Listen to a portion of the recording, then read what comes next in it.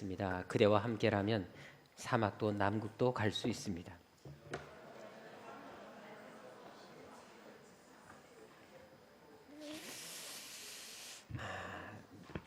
예, 꼭 그렇게 나중에 천국까지도 함께 가시기를 주로 축원합니다. 예, 함께 인사하겠습니다. 하나님은 여러분들을 향한 놀라운 계획을 가지고 계십니다. 아멘. 감사합니다.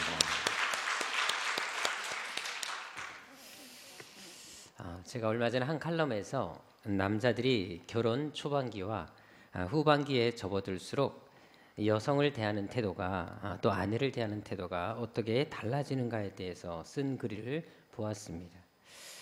먼저 이제 초반기는 사람들이 되게 뜨겁고 좋다가도 이제 시간이 갈수록 그 애정이 식어가지 않습니까? 그래서 이제 여자가 남자에게 전화를 걸었을 때 초반기에는 남자가 이렇게 반응한다고 합니다. 내가 지금 막 전화를 하려고 했던 참이었는데 라고 얘기한다고 합니다. 근데 진행기가 되면 지금 어디야? 우리 만나자라고 적극적인 또 행동을 취한다고 합니다. 근데 과도기가 되면 내가 나중에 다시 전화 걸게 그렇게 얘기한다고 합니다. 그리고 권태기가 되면 넌 꼭 바쁠 때 전화질이냐라고 한다고 합니다. 말년기가 되면 전화기가 꺼져 있어 소리샘으로 연결되었습니다 라는 전화기의 멘트만 들린다고 합니다. 그리고 또 약속 장소 30분 늦게 가서 좀 미안해하고 있을 때 남자가 이렇게 반응한다고 합니다. 초반기에는 미안해하지 마. 나 하나도 안 지루했어 라고 얘기합니다. 진행기가 되면 늦은 볼로 여기다 뽀뽀해줘 라고 얘기한답니다. 과도기가 되면 너 지금 웃음이 나오냐? 라고 한답니다. 권태기가 되면 누구는 시간이 썩어 남는 줄 아느냐? 라고 얘기한답니다. 말년기가 되면 가버리고 없다고 합니다. 그리고 여자가 감기에 걸렸을 때도 그리고 콜록거릴 때도 초반기에는 여기 약 지어왔다라고 약을 준다고 합니다. 진행기가 되면 차라리 내가 아팠으면 좋겠다라고 같은 연민의 마음을 느낀다고 합니다. 근데 과도기가 되면 그렇게 왜 싸돌아다니냐고 질책한다고 합니다. 권태기가 되면 야 음식에 콧물 떨어진다라고 걱정한다고 합니다. 그리고 말년기가 되면 아까 네가 입댄 컵이 어떤 컵이냐라고 말을 한다는 것입니다. 이처럼 인생에 있어서 누구를 만났냐 하는 것은 정말로 중요한 문제입니다. 그러나 그보다 더 중요한 것은 그 만남을 어떻게 이어가느냐 바로 여기에 달려 있다라는 것입니다.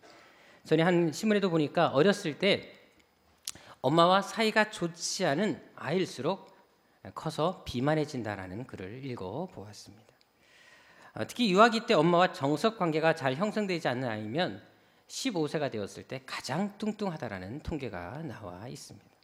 즉 비만의 문제는 단순히 음식의 문제가 아니라 관계의 문제 또한 크게 작용한다는 사실을 보여주고 있는 것입니다. 자녀 중에 엄마를 바라보는 아이들이 있는데 그러지 않기를 바랍니다. 따라서 만남보다 더 중요한 것은 서로 어떤 관계를 가지냐가 중요하다는 것입니다. 끝까지 변하지 않는 관계, 처음뿐만 아니라 마지막까지도 아름다운 관계를 가지는 것이 중요하다는 것입니다. 그것은 신앙생활도 마찬가지입니다. 하나님과 우리의 관계 또한 그것을 어떻게 이어가느냐가 중요하다는 것입니다. 오늘 본문에서 강조하는 것이 바로 그것입니다. 오늘 본문은 임종을 앞둔 여호수아가 모든 백성들에게 한 마지막 고별 설교입니다. 그런데 그가 죽음을 앞두고 백성들에게 강조하고 있는 것이 무엇입니까? 특히 8절에 보게 되면 그가 어떤 것을 말하고 있습니까? 오직 너희는 여호와를 친근히 하라라고 이야기를 하고 있다는 것입니다. 여기서 친근히 하다라는 말을 주목해 볼 필요가 있습니다. 이 친근히 하다라는 말은 욥기서 19장 20절에 잘 해석해내고 있습니다. 거기에 보게 되면 피부와 살이 뼈에 붙어있는 상태를 나타내는 말이었습니다. 즉 밀착되어 있는 상태, 딱 달라 붙어있는 상태를 가리킬 때 이 친근히 하다라는 말이 사용되어지고 있습니다. 구체적으로 설명한다면 본드칠을 해서 딱 붙여놓은 상태가 바로 친근히 하다라는 바로 다바크라는 단어입니다. 그래서 창세기 2장 24절에 보게 되면 이 단어가 바로 부부관계에서 사용된 것을 찾아볼 수가 있습니다. 이러므로 남자가 부모를 떠나 그 아내와 연합하여 둘이 한 몸을 이룰지니라 할 때 이 연합이라는 단어가 바로 다바크라는 바로 친근히 하다라는 단어입니다. 사실 우리가 생활 속에서 이 강력본드를 사용할 때가 종종 있습니다. 그리고 순간 접착제를 사용할 때가 있지 않습니까? 근데 여러분 그것을 사용하다가 이게 손에 붙으면 얼마나 난감합니까? 사실 이 본드는 특히 강력 접착제는 쉽게 잘 떨어지지 않습니다. 사실 제가 지금 여기 쓰고 있는 안경이 있습니다. 이 안경이 올 여름에 국도순례 갔을 때 안경 다리가 완전히 부러지고 말았습니다. 그래서 저는 이제 가까운 글을 보고 이제 큐티를 해야 되는데 이게 보이지 않으니까 얼마나 답답합니까? 그래서 한밤중에 나가서 결국은 강력본드 순간 접착제를 사가지고 붙였습니다. 특별히 여기 다리가 부러졌는데 여러분 알다시피 이 끝에가 되게 민감한 부분이고 이게 잘 붙지 않습니다. 근데 놀랍게도 순간 접착제를 붙이니까 이렇게 잘 붙어서 지금도 이렇게 오랫동안 아무 이상 없이 잘 사용하고 있습니다. 근데 여러분들 순간 접착제가 사실 무엇과 비슷하죠? 안약과 되게 비슷하게 생겼습니다. 실제로 한국 소비자원의 보고에 따르면 순간 접착제 사고 중에 대부분이 상당수가 이 안약으로 착각해서 눈에 들이붓는 경우가 되게 많다고 합니다. 여러분 그럼 어떤 일이 벌어질까요? 순간 접착제 여러분 이거를 눈에 부은 거예요. 안약으로 착각해서. 그러면 여러분들 눈이 붙어서 떠지지 않는다고 합니다. 그래서 할 수 없이 병원에 가야지만 수술해서 눈을 뜰 수 있다는 글을 제가 여러 번 보았습니다. 네이버 지식 검색에도 보니까 한 학생이 이 본드를 사용하다가 손이 붙어버린 거예요. 그래서 도움을 요청하는 글을 보았습니다. 본드로 인해 손이 붙었습니다. 5초 본드 있잖아요. 급합니다. 제발 해답을 빨리 달라고 어떤 학생이 글을 올렸습니다. 그러니까 또 네티즌이 답글을 올렸더라고요. 5초 본드가 붙으면 4초 안에 떼어내십시오. 여러분 이처럼 한 번 이게 순간 접착제로 붙이게 되면 웬만해서 잘 떨어지지가 않습니다. 떼어내려고 하면 어떤 일이 벌어집니까? 여러분 결국 종이끼리 붙었을 때 떼어내면 그 종이는 망가지게 되어 있고 역시 사람도 떼어지게 되면 다칠 수밖에 없습니다. 한마디로 그 물건을 쓰지 못하게 된다는 것을 알 수가 있습니다. 지금 여호수아가 강조하는 것이 바로 그것입니다. 하나님과 어떤 관계를 유지하라? 적당한 관계를 얘기한 것이 아닙니다. 대충 붙어 있으라는 것도 아닙니다. 강력본드처럼 철저하게 붙어 있으라고 말을 하는 것입니다. 절대로 떨어져서는 안 된다. 완전히 딱 달라붙어 있으라고 지금 오늘 본문에서 강조하고 있는 것입니다. 그렇다면 왜 그가 이렇게 이것을 강조했을까요? 죽는 순간까지 임종을 앞두고도 왜 이렇게 이것을 중요하게 여겨서 백성들에게 유언처럼 이 말을 하고 있었을까요? 여러분 아는 것처럼 저에게는 아들, 딸 이렇게 자녀 둘이 있습니다. 누구라고 말할 수 없지만 그중 한 명에게는 여자친구가 있습니다.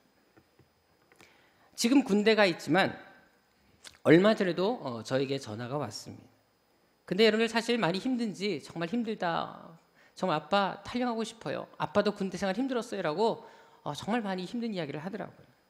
근데 제일 힘든 게 어떤 거냐라고 얘기하는 거 보니까 아빠 근데 제일 힘든 거는요. 여자친구가 너무 보고 싶어요 라고 얘기를 하더라고요. 여자친구를 볼 수 없는 것이 너무 고통스럽다라고 아버지한테 전화해서 기껏 하는 이야기가 바로 그 이야기였습니다. 한번 제가 전에 우리 아들에게 이렇게 질문한 적이 있었습니다. 여자친구가 그렇게 좋냐라고 물어봤습니다. 그때 우리 아들이 주저없이 네 좋아요라고 얘기하더라고요. 어디가 그렇게 좋은데라고 얘기했더니 물어봤더니 아이가 전부 다 좋답니다. 머리끝부터 발끝까지 다 사랑스럽다. 왜 그렇게 좋은데라고 물어봤더니 우리 아들이 딱 한마디 하더라고요.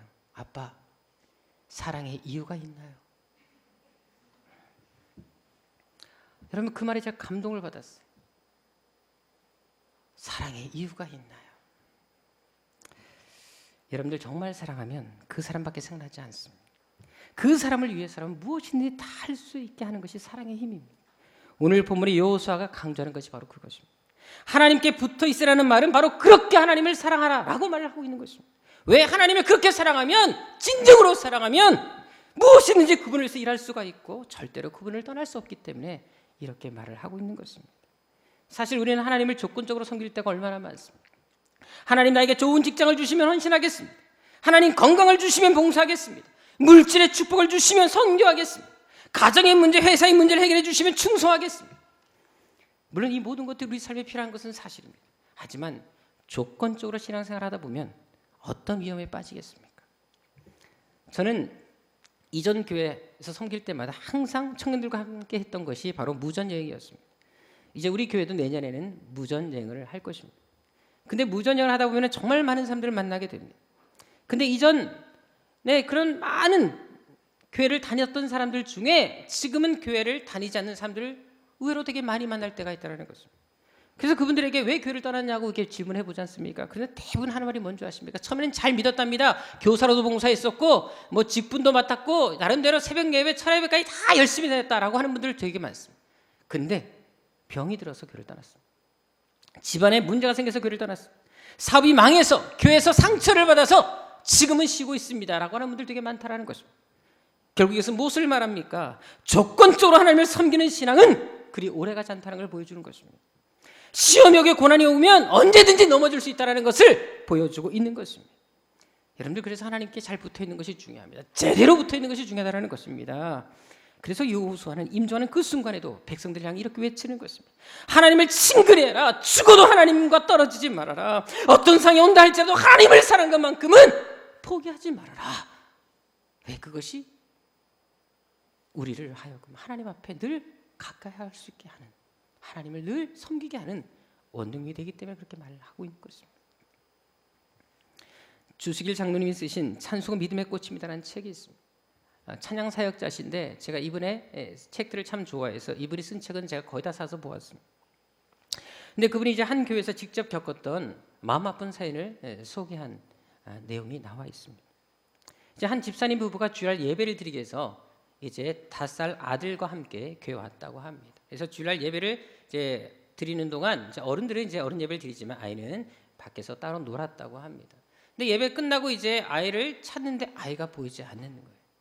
그래서 아무리 찾아도 아이가 보이지 않습니다. 근처 놀이터도 가보고 사방을 다녀봤지만 아이가 전혀 보이지 않았어요. 그래서 교회 앞에 가게 주인한테 물어봤더니 중년 부인이 와서 아이를 데려갔다고 하는 것입니다. 그런데 문제는 그 이후로 아이의 생사가 알 수 없고 소식이 끊겨버리고 말았습니다. 2년이 지난 지금에까지 아이의 소식을 전혀 알 수 없다고 합니다. 만일 여러분들이 이런 상황이 생기면 어떡하시겠습니까? 전에 우리 아들도 한번 제가 이제 과천에 살다가 안양으로 이사했을 때 한번 잃어버린 적이 있었습니다. 이사하다가 갑자기 아이가 사라지니까 여러분들 난리가 났습니다. 다행히 은혜로 찾았지만 여러분들 정말 그 순간에는 하늘이 무너지는 같은 그런 마음을, 그 상황을 경험해 보았습니다.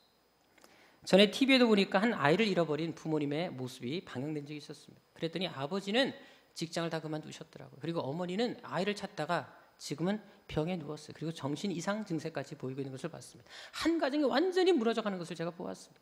여러분 그만큼 아이 하나가 얼마나 중요하겠습니까?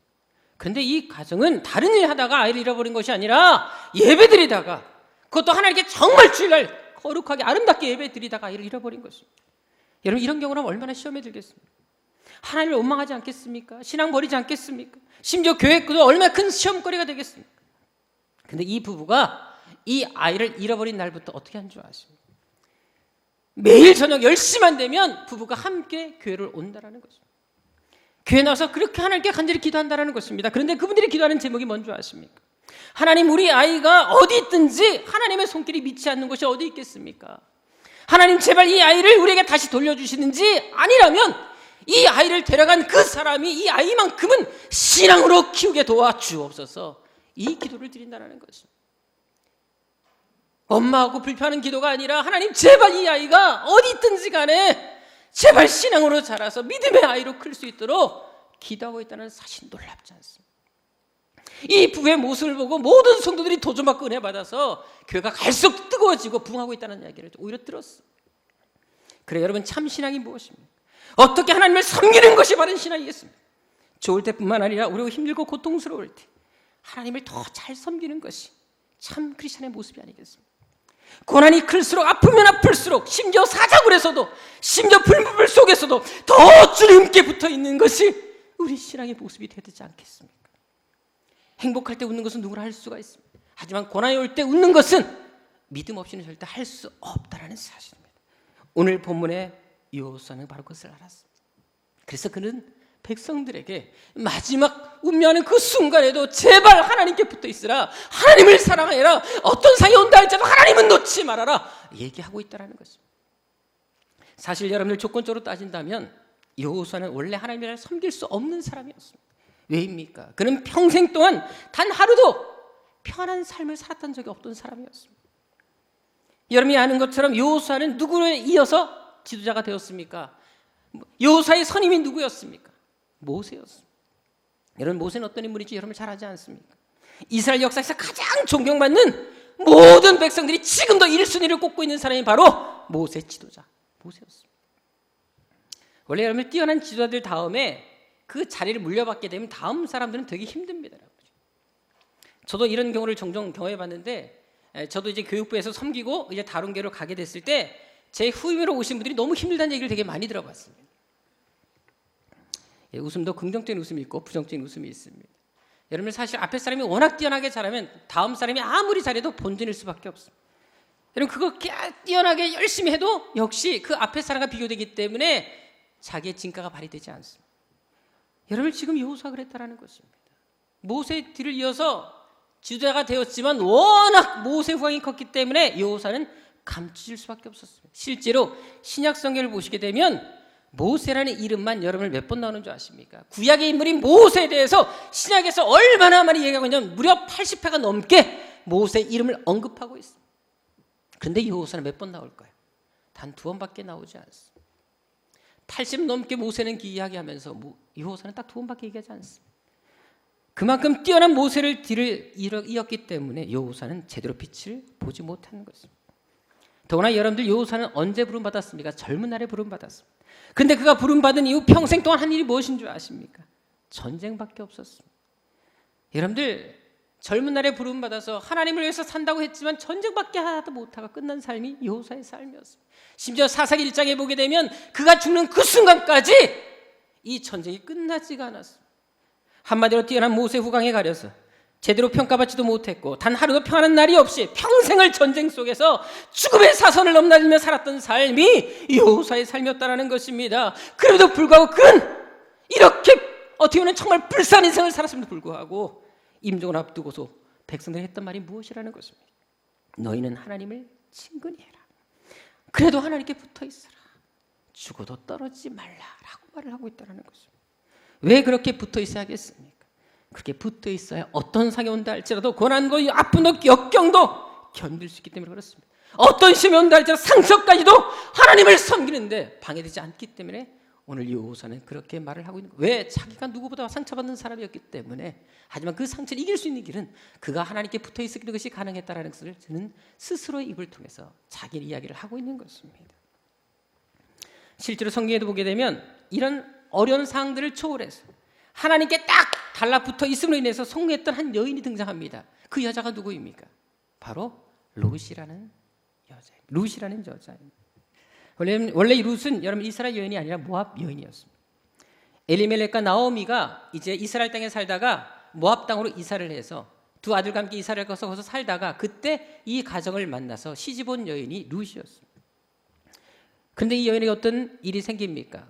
얼마 지나서 시아버지도 죽고 남편도 죽고 말았습니다. 자식도 없이 젊은 날에 생가부가 되었습니다. 남은 사람은 이제 시어머니밖에 남지 않았습니다.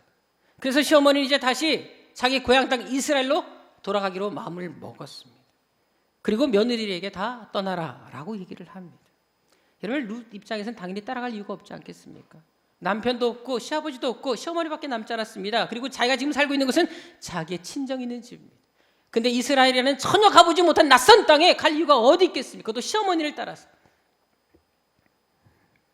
자, 그런데 여러분들, 룻이 어떤 결단을 내립니까? 룻기서 1장 14절 이렇게 말씀하고 있습니다. 룻은 그를 붙쫓았더라라는 말이 나와 있습니다.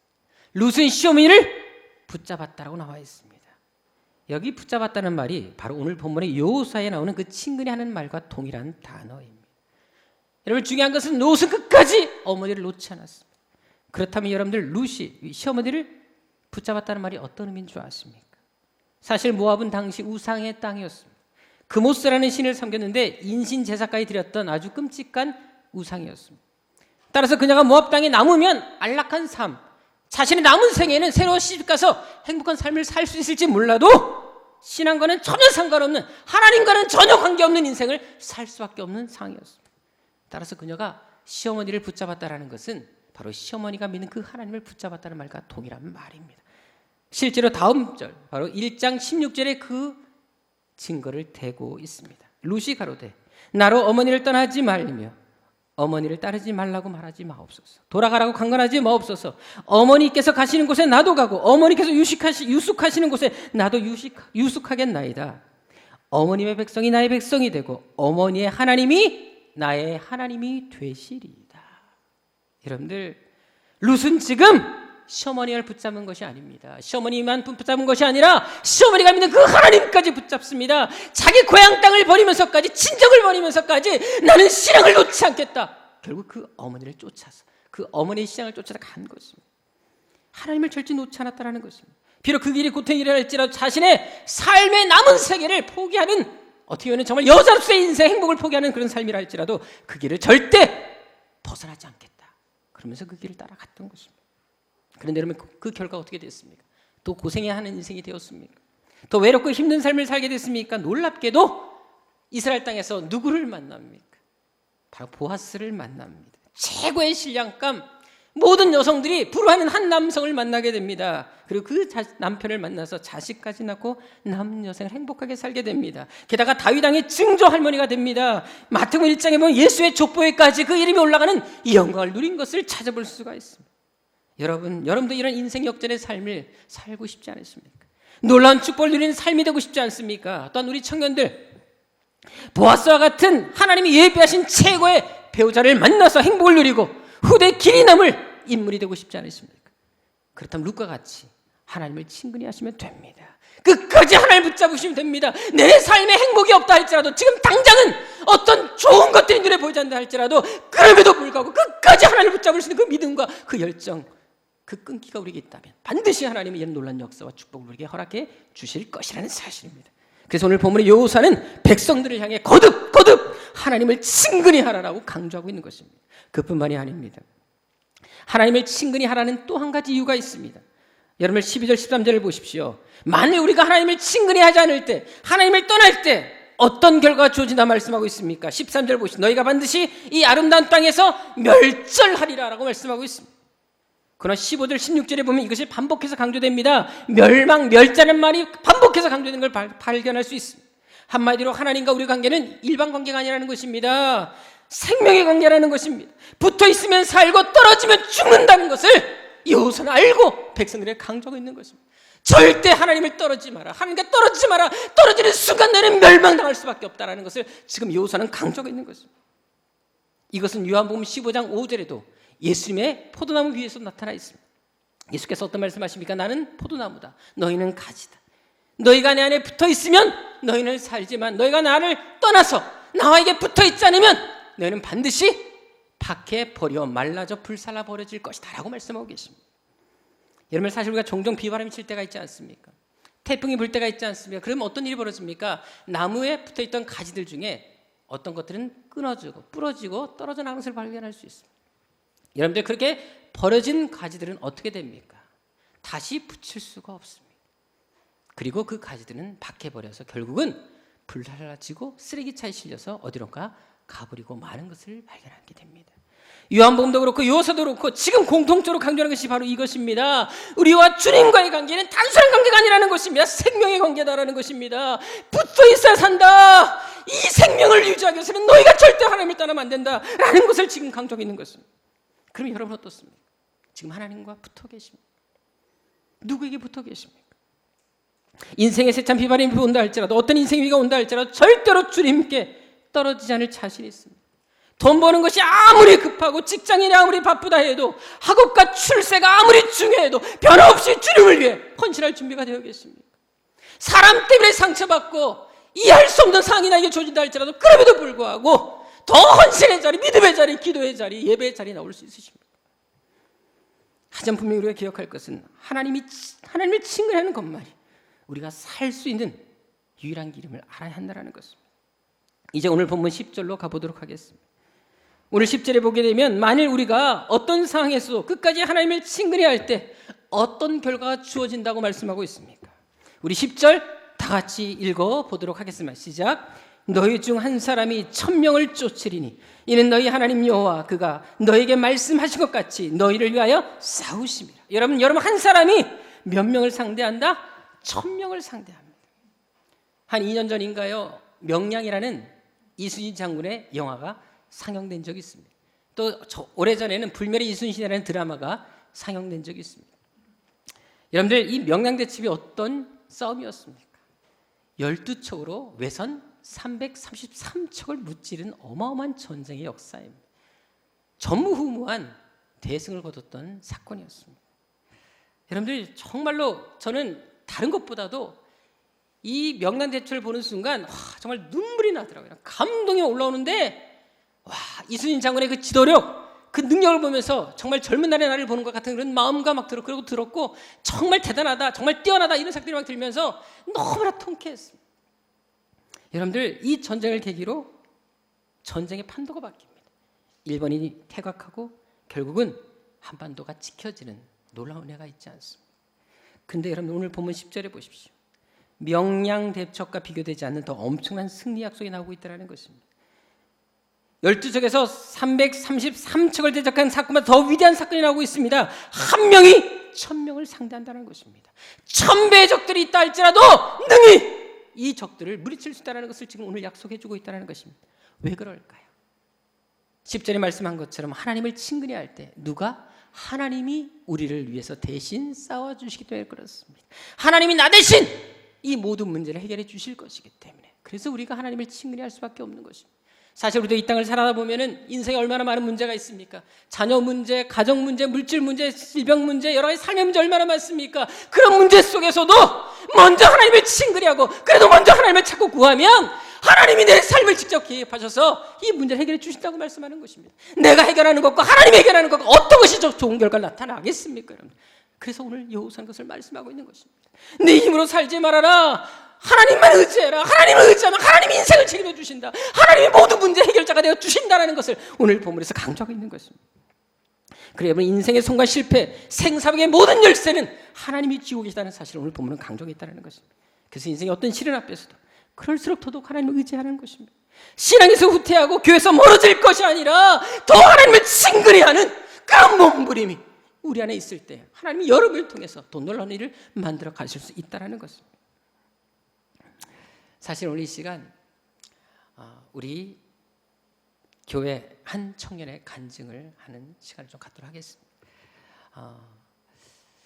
여러분 잘 아는 우리 대종이 한번 저에게도 얘기가 한 적이 있었고, 우리 아이의 인생, 원래 이 종자라는 사람이 참 인생을 참 멋지게 사는 사람 되게 많은데, 우리 대종이가 한번 나와서 자신의 어떤 있었던 일들에 대해서 한번 간증하는 시간을 갖도록 하겠습니다.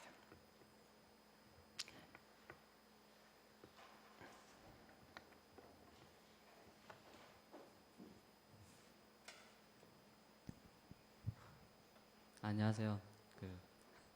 저는 유대종이라고 하고요. 나오니까 많이 떨리네요.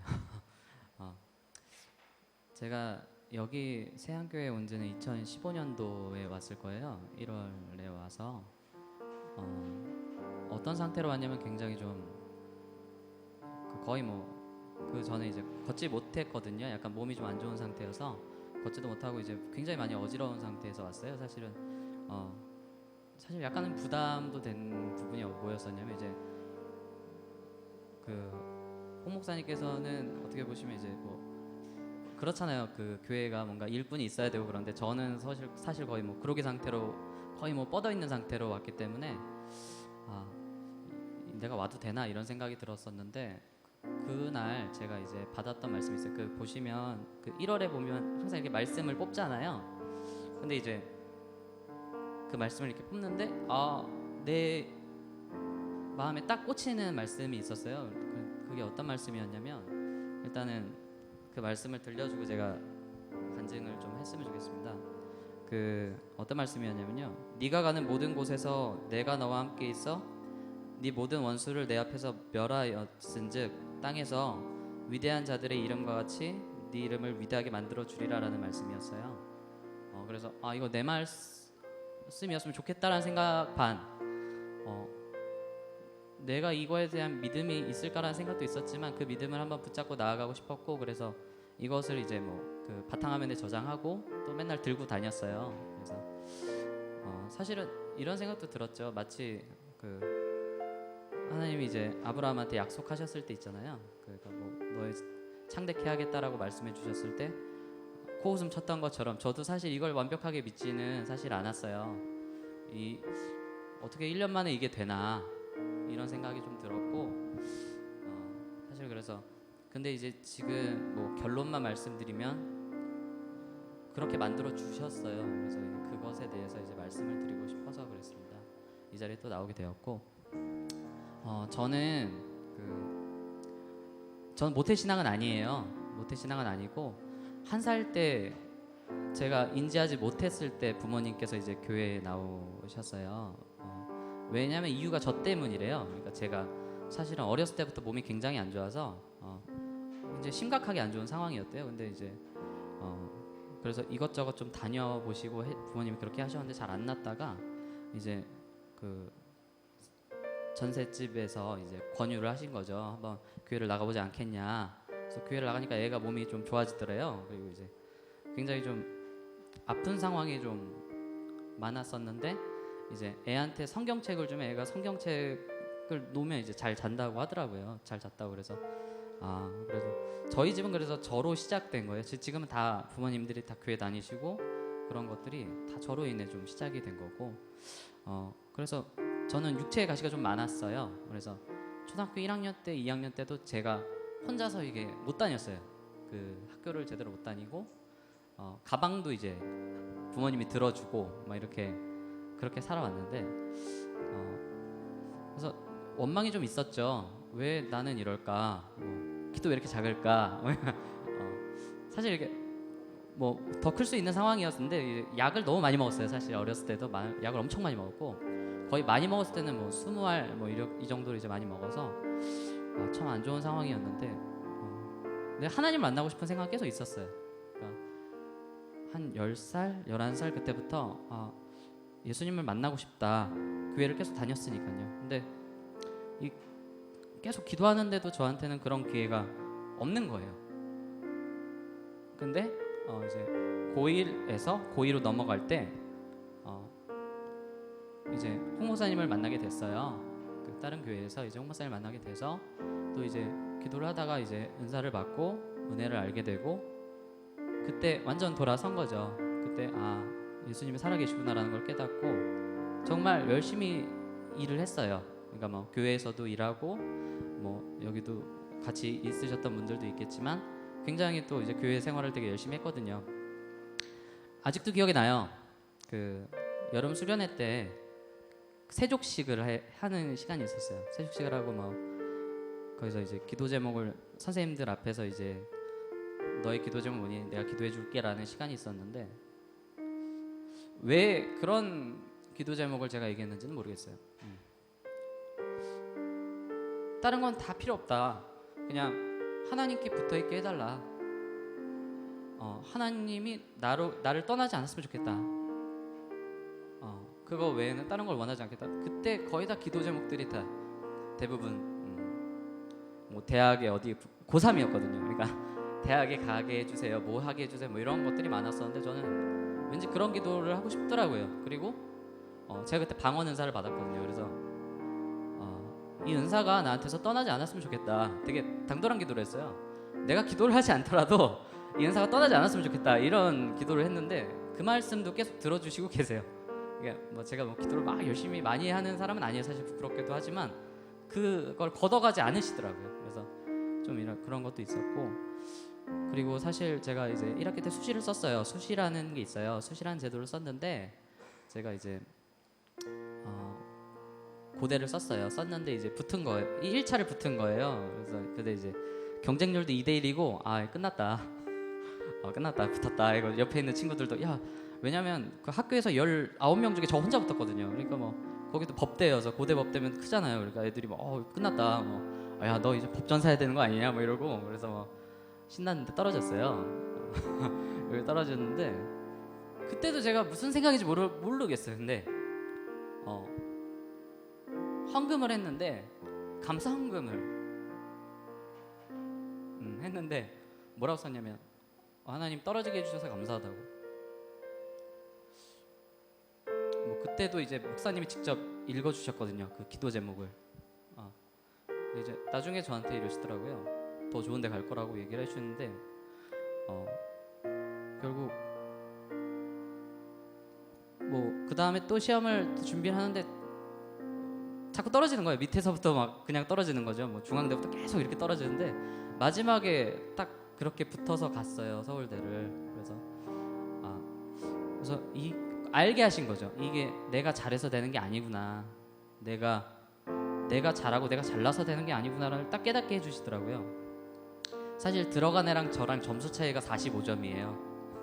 말도 안 되는 점수 차이로 들어간 거죠. 근데 그러니까 저는 그 기도 제목이 아직까지 계속 응답이 되고 있다고 생각해요. 하나님 붙들게 해주세요라는 응답이 계속 이렇게 벗어나려고 하지만 그 안에 하나님 계속 붙으시는 것처럼 계속 이렇게 붙잡으신다는 걸 저는 이제 많이 느끼고 있어요. 근데 또 이제 대학에 들어가는데 더 힘든 거예요. 왜냐면 못 따라가잖아요, 이게. 너무 큰 거죠. 이게 50점 차이가 나는데 거의 뭐. 그래서 또 원망을 하게 되는 거죠. 왜 나한테 이런 곳을 보내셔서 차라리 그냥 원래 욕심이 크진 않았거든요. 꼭 여길 들어가겠다 이런 욕심은 없어서 왜 나한테 이렇게 힘들게 하셨나. 뭐 이런 또 말도 안 되는 원망을 하게 된 거죠. 근데 이제 그래서 학사경고도 받았어요, 사실. 거의 뭐 학교도 잘 안 나가고 이래가지고. 근데 더 크신 것들이 있더라고요. 저희 아버지가 그렇게 교회를 잘 다니시진 않으셨거든요. 원래 그렇잖아요. 원래 그 어머님들이 주로 잘 다니시고 뭐 저희 교회는 좀 다르지만 아버님들은 좀 이제 덜 다니시는 분위기가 있었는데 아버지가 원래 잘 안 다니셨어요. 겨우 억지로 다니셨는데 딱 저를 부르더니 학사경고가 저한테 안 날라와요. 저한테 날라오면 제가 찢어버렸을 텐데 아버지한테 날라오더라고요.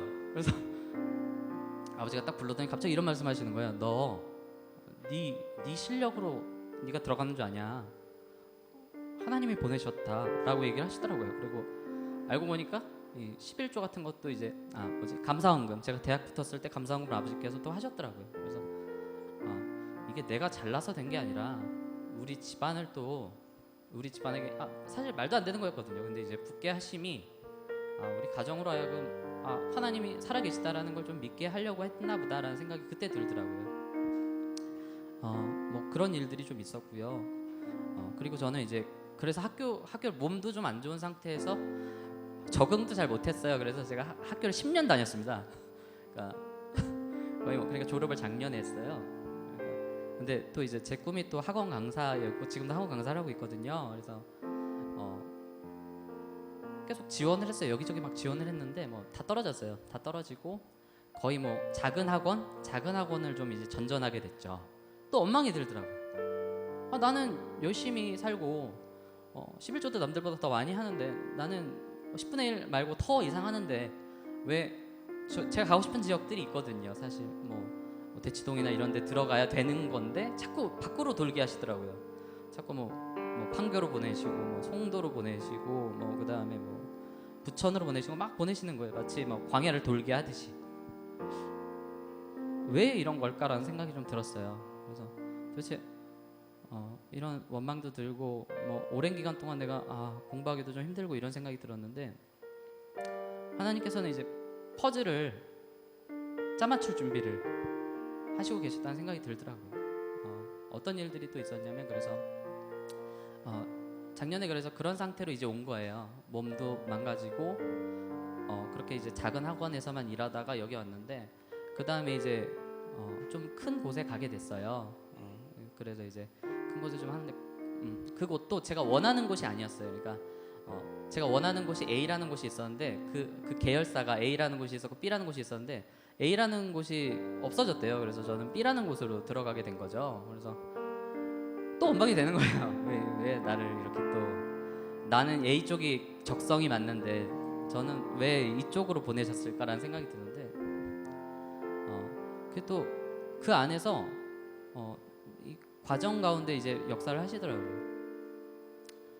거기 있는 학생들이 이제 저를 되게 좋아하게 되고 그래가지고 나중에 제가 인터넷 강의라고 있어요. 그걸 또 이제 찍게 되는 어떤 계기가 되었고 또 이제 그 B라는 계열사가 아니었으면 A라는 계열사에 있었으면 못했을 일들이 일어나기 시작한 거죠.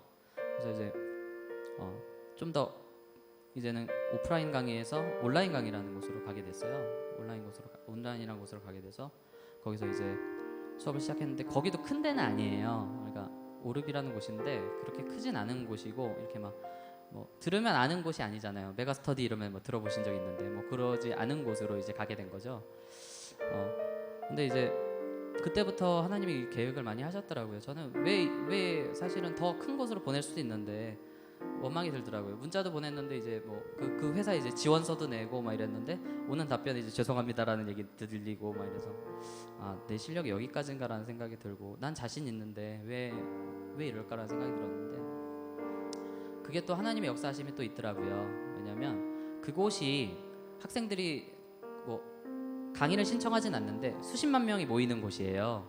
모여서 소통을 하는 곳인데 그곳에서 이제 제가 이제 터진 거죠. 빵 터져가지고 이제 학생들이 제 이름을 알게 되고 굉장히 단기간에 그러니까 제가 올해 5월에 시작을 했어요. 올해 5월에 인터넷 강의를 시작했는데 사실 이런 전례가 없거든요. 그래서 거의 뭐 2개월 만에 빵 떠버린 거예요. 그러니까 근데 제가 만약에 다른 곳으로 갔으면 다른 아주 큰 곳으로 갔으면 시작을 밑에서부터 시작을 해요. 그래서 이제 그렇게 제 이름이 알려지고 뭐 이러지도 않았을 거예요. 그러니까 제일 적합한 곳에서 보내신 거죠, 하나님은. 근데 이제 그렇게 보내셨는데 이게 빵 터지고 이제 잘 되는 거죠. 근데 이제 문제는 뭐냐면 계약 기간이라는 게 있어요. 그러니까 강사들마다 계약을 해요. 근데 이제 5년 계약을 한 거예요. 사실 저는 왜 5년 계약을 했냐면 그 강사로서 이제 확 올라갈 수 있는 나이는 40대거든요. 사실은 40대에서 30 후반 이럴 때예요. 그래서 내 나이가 지금 31이니까 여기서 5년만 더 있다가 가도 괜찮겠다라는 생각이 들었는데 사실 그렇게 빵 떠버리니까 이제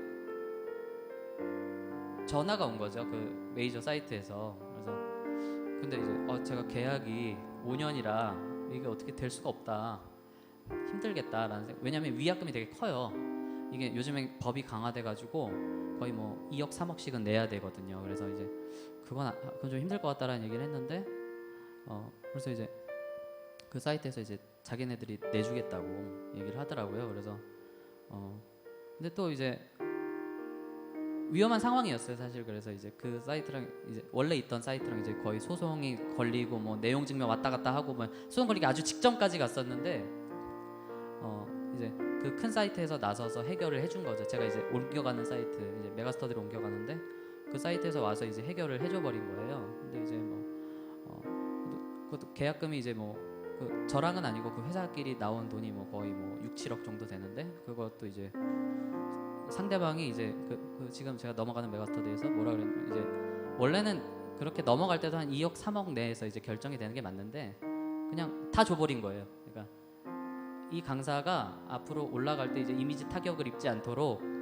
회사 사장이 원래 회사 사장이 계속 저를 지켜봤대요. 그래서 그냥 다 주고 와라라고 해가지고 그냥 제가 걱정했던 사실 걱정하고 고민했던 모든 게 단번에 해결돼 버린 거죠. 그래서 야, 이 하나님이 진짜 살아계시구나.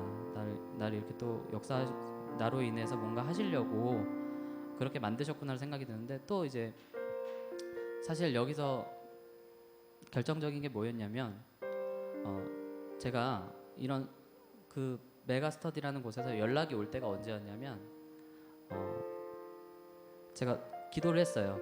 그러니까 저희 교회 기도 제목 중에 그런 게 있잖아요. 뭐 11조를 제일 많이 하게 하는 뭐 그런 기도가 있었는데 사실 이제 제가 첫 주 왔을 때 설교가 그거였거든요. 그래서 저거 내 게 아닌가 또 이런 생각이 또 들고 뭐 이런 생각을 가졌는데 이런 기도를 했어요. 제가 만약에 제가 그렇게 되면 더 잘 되면 제가 성전을 짓고 싶다 이런 생각을 많이 했거든요. 근데 이제 그걸 기도한 그 주에 연락이 온 거예요. 그 사이트에 지금 옮겨간 사이트에서 연락이 온 거니까 역시 이거는 내가 할 수 있는 내가 잘해서 되는 게 아니구나. 내가 사실 이렇게 완전히 잘 붙잡지 못하더라도 하나님을 계속 기도하고 그러니까 고등부에서 사역을 굉장히 많이 다른 교회에서 봉사 사역을 굉장히 많이 했었거든요.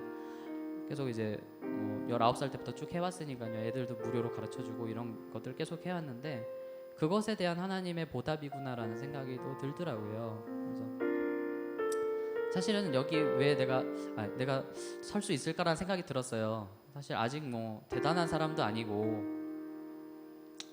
그런데 왜 내가 설 수 있을까라는 생각이 들었는데, 또 한편으로 생각해 보면 역사하실 하나님을 또 믿으니까 제가 또 저를 위해서도 물론 그렇겠지만 저보다는 이제 뭔가 이 일을 통해서 하나님이 역사하셨으면 좋겠다는 생각으로 제가 시작을 하는 거니까 하나님이 더 크게 해주시겠지라는 생각으로 이 자리에 또 나와서 이런 얘기들을 하게 됐고요.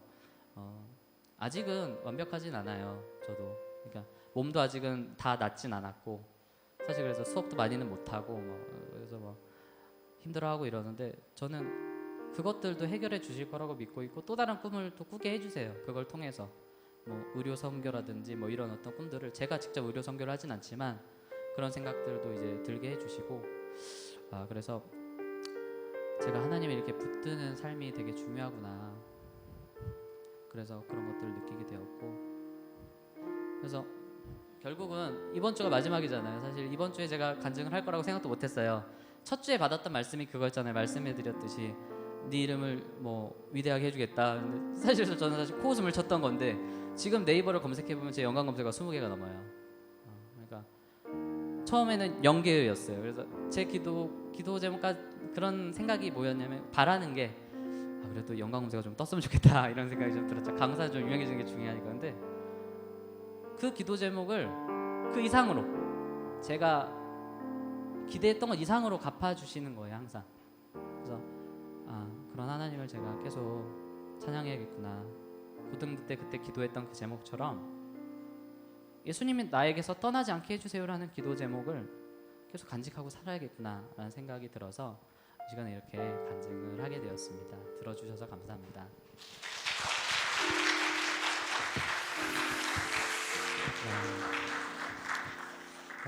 여러분들 여기서 짧게 이야기를 했지만 저거는 계속 문자를 주고받으면서 여러 상황들을 여러 가지 겪으면서 심초로도 많이 힘들어했고, 그렇지만 그때마다 기도 요청을 했고, 또 저도 소형마다 간절히 기도했고, 또 아이도 역시 어려운 가운데서도 끝까지 믿음으로 하나님을 바라보고 나아갔기 때문에 결국 이렇게 정말 어려운 상황이 오히려 복이 되고 화가 축복이 되는 것들을 경험하게 됐습니다.